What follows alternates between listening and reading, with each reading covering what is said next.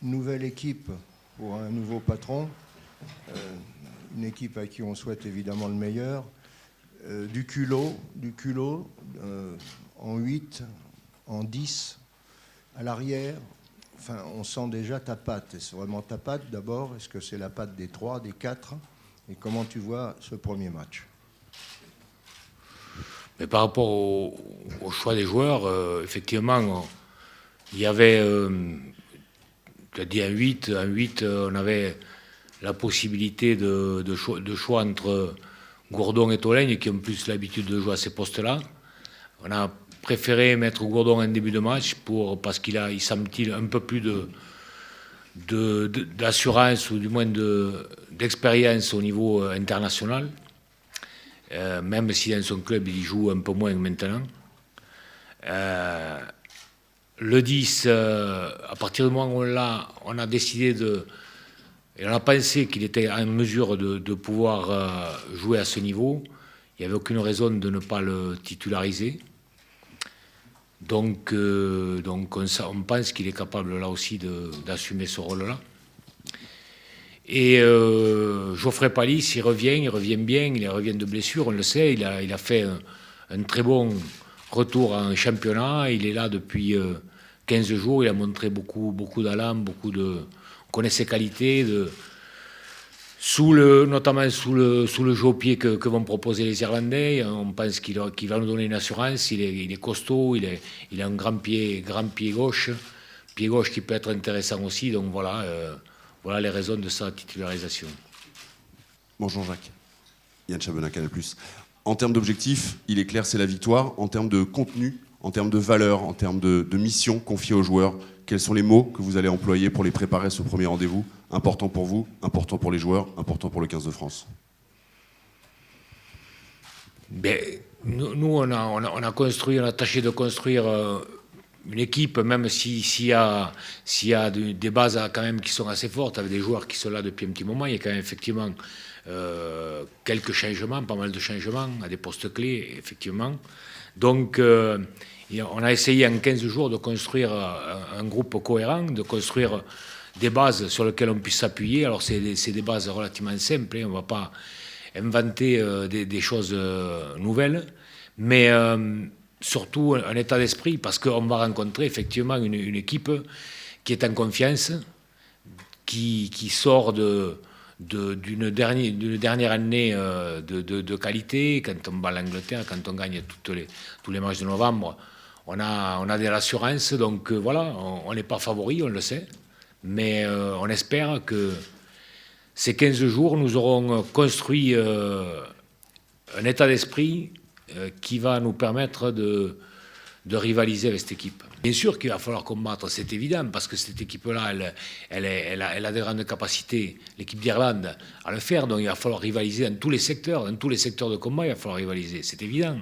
Il va falloir rivaliser sur toute la pression, il va falloir être costaud sur toute la pression qu'ils vont vouloir nous mettre, c'est évident aussi. C'est évident qu'il va falloir une défense solide, parce que leur ligne de trois quarts est très entreprenante, c'est évident aussi. Mais nous aussi, on a nos armes, et nous aussi, on va tâcher de les développer.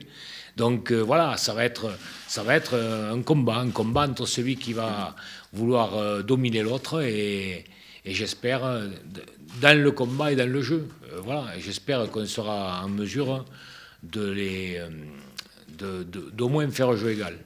Jacques, une question concernant le leadership dans cette équipe. On a souvent reproché à cette équipe de France de manquer de leader sur le terrain ces 2 dernières années, notamment pour épauler Guillem. Est-ce que dans ces 2 semaines de préparation, des joueurs se sont imposés comme des leaders? On a quand même quelques joueurs même si au niveau international, ils n'ont pas toujours... ils n'ont pas un nombre ou une expérience très grande. Malgré tout, il y a des joueurs qui... je pense notamment... pour entourer, on a cherché à mettre, pour entourer Mathieu Jalibert, on a essayé de mettre, il y a Max Machonneau qui a même beaucoup d'expérience, il y a Lamora Chavancy qui a 28-29 ans, qui a 10 ans de top 14 derrière, donc qui ont de l'expérience aussi, même si ce n'est pas au niveau international. Ils en ont peut-être un peu moins, mais qu'importe. Ils ont quand même cette assurance qui doit leur être conférée par parcours en top 14. Jacques, question sur Mathieu Jalibert, cette première pour lui à tout juste 19 ans. Est-ce qu'il y a des échanges particuliers? Vous le connaissez particulièrement bien. Est-ce que cette semaine, il y a une attention particulière à ce jeune joueur, à ce poste-là pour ce premier match? Ou est-ce que vous le sentez comme d'habitude et comme vous le connaissez aussi détendu qu'il est? Non, je crois qu'il est bien rentré dans ce groupe, qu'il s'est bien intégré, qu'il a ses repères. Il a la pression qu'il a pu avoir, et elle a été quand il a été sélectionné quelque part, parce que tout le monde s'est intéressé beaucoup à lui. Aujourd'hui, il est là-dedans, donc il sait qu'il est un prétendant à la titularisation, au moins à être sur la feuille de match.